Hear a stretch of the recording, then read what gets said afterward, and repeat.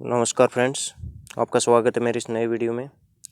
Friends, इस channel पर आपको हिंदी भाषा के इतिहास से संबंधित वीडियोज अवेलेबल करवाए जा रहे हैं।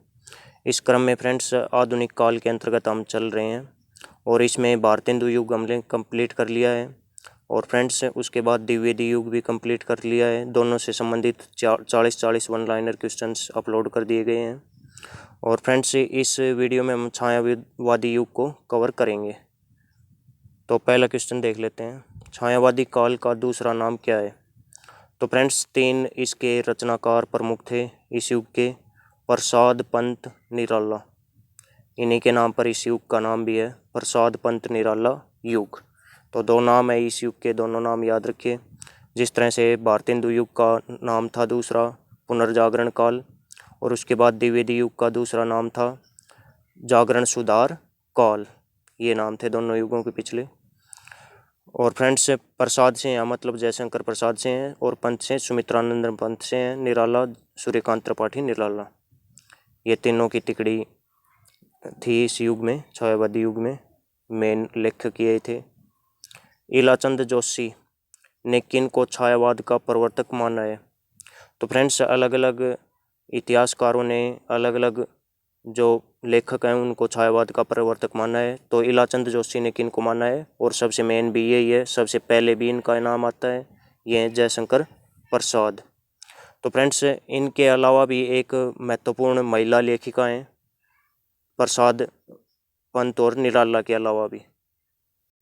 उनका नाम आप कमेंट बॉक्स में लिख कर बताइए। उनको भी इनके साथ ही जोड़ा जाता है इस युग में, छायावादी युग में। और अगला क्वेश्चन है, आचार्य रामचंद्र शुक्ल ने छायावाद को कहा है। तो फ्रेंड्स बहुत इंपॉर्टेंट पॉइंट है, चित्र भाषा शैली इसको कहा है छायावाद को। छायावादी युग का सबसे प्रमुख रचना कौन सी है। तो फ्रेंड्स सबसे प्रमुख रचना, सबसे प्रमुख इसका रचनाकार है जयशंकर प्रसाद, उन्हीं की रचना है कामायनी। कामायनी रचना है, आगे इसके बारे में कामायनी रचना के बारे में डिटेल से बताया जाएगा। कामायनी है एक गीतिकाव्य है, खंडकाव्य है या फिर महाकाव्य है। तो फ्रेंड्स ये एक महाकाव्य है कामायनी, जयशंकर प्रसाद की रचना है ये।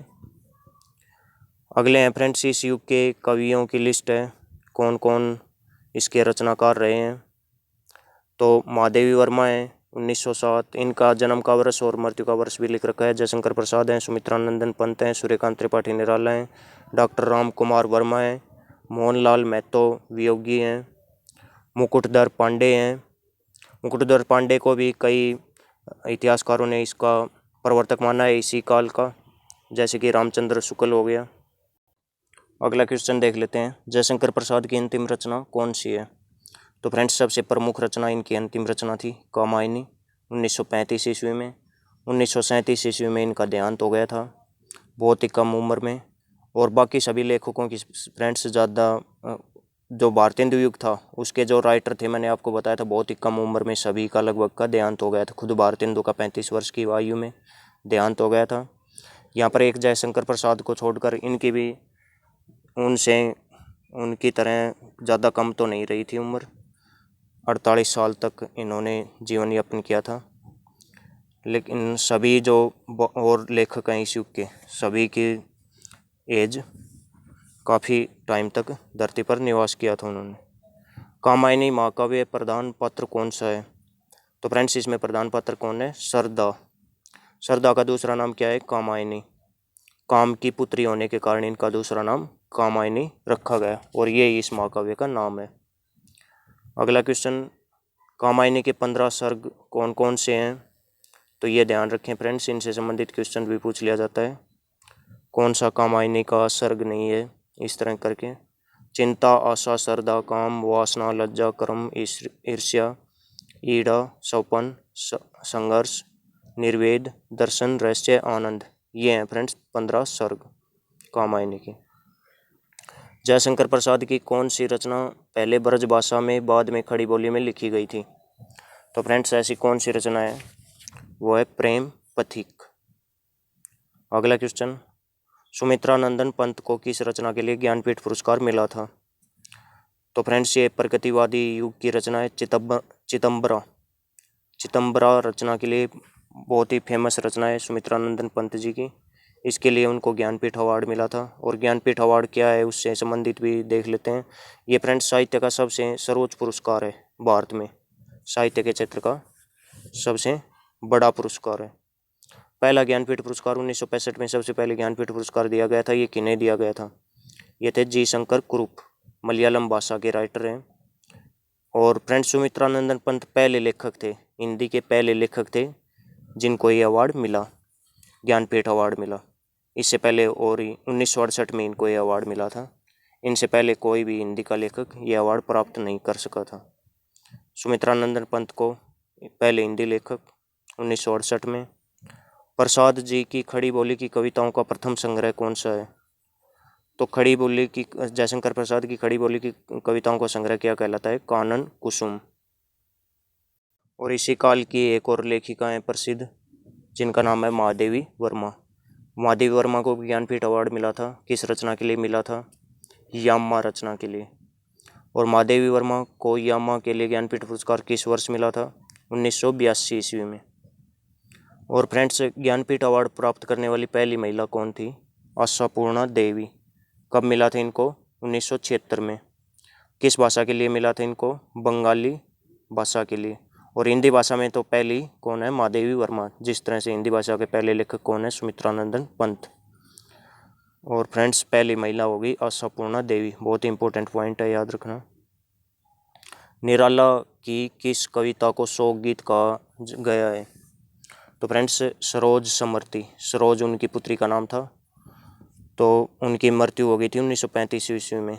उसी साल इन्होंने इसकी रचना की थी, सरोज समर्ति की, जो हिंदी का बेस्ट शोक गीत है।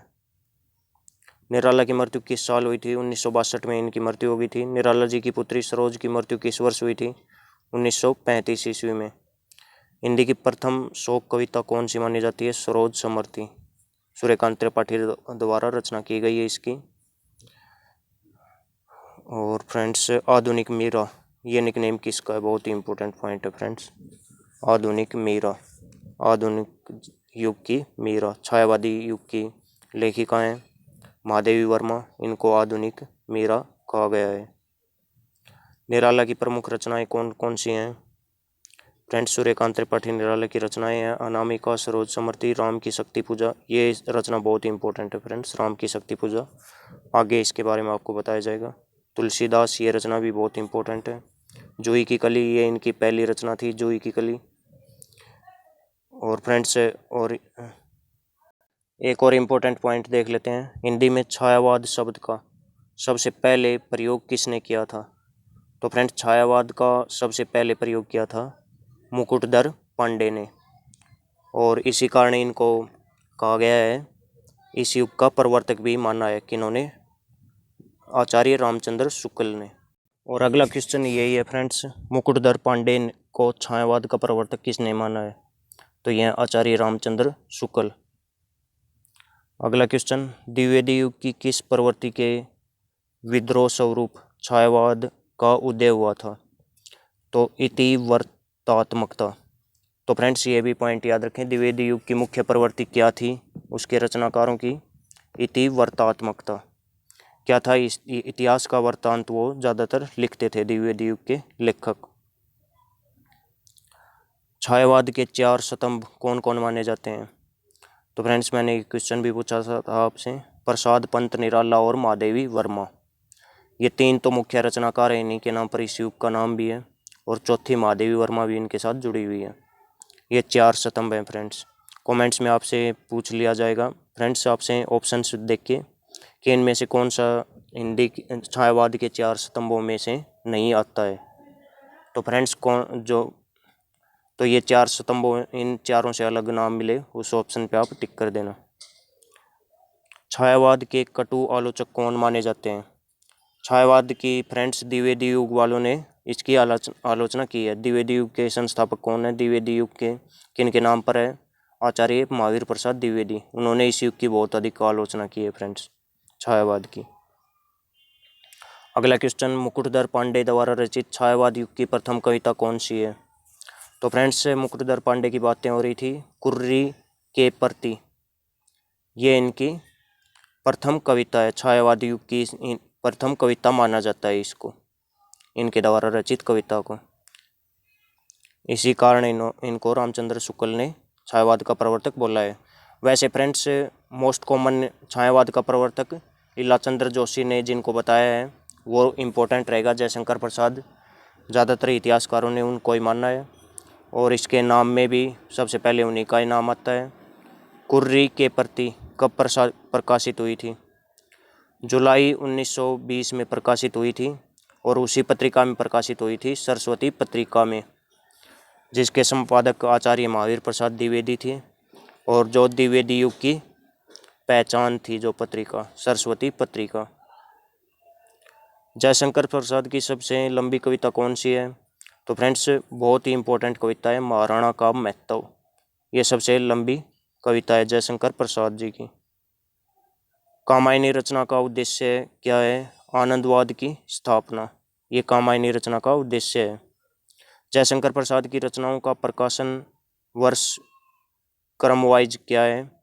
तो फ्रेंड्स सबसे पहले कौन सी लिखी गई थी उस हिसाब से इनका क्रम है। झरना, आंसू, लहर और कामायनी। झरना सबसे पहले लिखी, उसके बाद आंसू, फिर लहर, फिर कामायनी। फ्रेंड्स छायावाद युग का सेकंड पार्ट ज़रूर देखें और फ्रेंड्स उसमें अच्छे अच्छे क्वेश्चंस कवर किए जाएंगे। जैसे कि एक निकनेम है, 3 निकनेम है। छायावाद काव्यकार रुद्र किनको कहा जाता है? कमेंट बॉक्स में लिखकर बताइए। और छायावाद के कवियों का गोरखनाथ किनको कहा जाता है? कमेंट बॉक्स में लिख दीजिए। एक ही नाम है दोनों ही। और फ्रेंड्स महाप्राण किनका निकनेम है? तीनों के एक ही आंसर है, एक ही व्यक्ति है जिसके 3 निकनेम है इस युग से संबंधित। तो फ्रेंड्स कमेंट्स में जल्दी से लिख दें। तो फ्रेंड्स छायावाद का सेकंड पार्ट ज़रूर देखें। ये पार्ट 1 था, उसमें बहुत ही अच्छे अच्छे क्वेश्चंस कवर किए जाएंगे। तो फ्रेंड्स आपसे एक क्वेश्चन रहेगा कि भारत भारती किसकी रचना है? कमेंट बॉक्स में लिखकर बताइए। और भारत दुर्दशा, दोनों रचनाएं अलग अलग युग की हैं। कमेंट बॉक्स में लिखकर बताना इनके रचनाकार कौन है और बहुत ही महत्वपूर्ण रचनाएं हैं। और फ्रेंड्स क्वेश्चन एक बार और से रिपीट कर देता हूँ आज का, कि छायावाद काव्यकार रुद्र किनको कहा जाता है और छायावाद के कवियों का गोरखनाथ किनको कहा जाता है और फ्रेंड्स महाप्राण किनका निकनेम है? तीनों का एक ही जवाब है। गोरखनाथ कौन है, रुद्र कौन है, शिवजी कौन है, गोरखनाथ कौन है और महाप्राण कौन है? कमेंट बॉक्स में लिख दीजिए जल्दी से। पिछले वीडियो में बहुत कम कमेंट आए हैं। निर्मल सिंह यादव, शिवराजा परमार और आनंद प्रजापति, वीके हैं और प्रदीप कुमार हैं। तो फ्रेंड्स 4-5 ही कमेंट्स आए हैं। इसी तरह आप कमेंट करते रहिए और वीडियोज़ को लाइक करते रहिए।